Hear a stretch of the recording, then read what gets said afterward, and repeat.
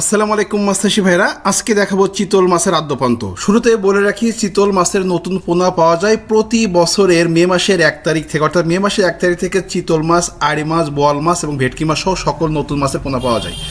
আমরা প্রথম নদী থেকে মাছটা সংগ্রহ করে 1 ইঞ্চি সাইজের ধানি পোনা আমাদের এই হাঁপাতে রেখে নার্সিং করি। এখানে মিনিমাম আমরা 7 থেকে 10 দিন রেখে এদেরকে এই পোকাটা খাওয়া, এটাকে টিউবি ফিক্স বা কেঁচো পোকা বলা হয় বা অনেকে মাছের বিরানি বলা হয়। এটা আমরা কালেকশন করি, সিস্টেমেটিক্যালি কালেকশন করে এইটাকে আমরা এই মাছটাকে হাঁপার ভিতরে রেখে মিনিমাম 15 থেকে 20 দিন খাওয়ানোর পরে একটা সাইজে নিয়ে আসা হয়। অর্থাৎ কী সাইজ আনা হয়? এই যে দেখুন সাইজটা 1 ইঞ্চি সাইজ। এই যে 1 ইঞ্চি সাইজের বা 1.5 ইঞ্চি সাইজের মাছটা আমরা যখন তৈরি করে ফেলি, তখন এই মাছটা কিন্তু আমরা আমাদের নার্সিং পুকুরে ছেড়ে দিই।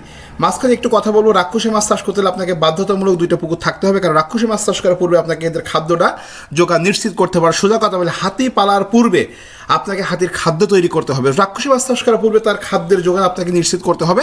এই জন্য 2টো পুকুর থাকে, একটা হচ্ছে আপনার সরাসরি রাক্ষসী মাছের কালচার পুকুর, এবং একটি হচ্ছে আপনার সাদা বাটা মাছ, সিলভার মাছ বা রুই মাছ বা এই জাতীয় মাছের নার্সিং পুকুর, যেখানে মাছটা রেণু বা ধানি পোনা ফেলে একটা সাইজে করে এনে আপনি দিতে পারবেন সরাসরি কালচার পুকুর, অর্থাৎ চিতলের খাদ্য সরাসরি যোগান দিতে পারবেন। এবং আপনি একটা মাছ ব্যবহার করতে পারেন, সে মাছটাকে বলা হয় কানপোনা বা ফেদি মাছ। তো আসি মূল কথায়। তো এই চিতল মাছ, এই যে ধানি পোনাটা, এখন আমাদের এই মাছের বয়স আজকে 25 থেকে 30 দিন বয়স। ওই ছোটো মাছটাকে আমরা আমাদের নার্সিং পুকুরে নার্সিং করার পরে চাকনি করে মাথায়, এটা ফিমেল চিতল, এবং চিতল মাছের ফিমেলটা সবচেয়ে বেশি বড় হয়, এবং ফিমেল চিতলটা বোঝা যায় যিনি আপনাকে মাছটা সরবরাহ করে তিনি বলতে পারবে। তো আমরা এই মাছটা সরবরাহ করেছি খাগড়াছড়ির পানছড়িতে এক খামারি ভাইয়ের।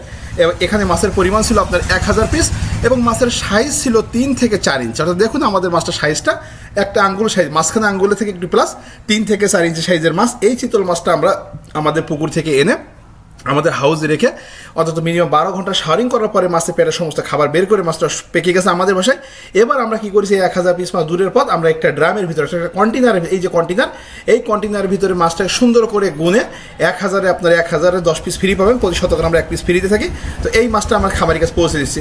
তো আপনাকে বলতে চাই, আপনারা যারা এই রাক্ষসী মাছের পোনা সংগ্রহ করতে চান, তারা প্রতি বছরই মে মাসের থেকে শুরু করবেন, এবং সারা বছর মোটামুটি পাওয়া যায়। এখন আমাদের কাছে পর্যাপ্ত পরিমাণ চিতল মাছ, ভেটকি মাছ, আড়ি মাছ এবং বোয়াল মাছের পোনা স্টকে আছে।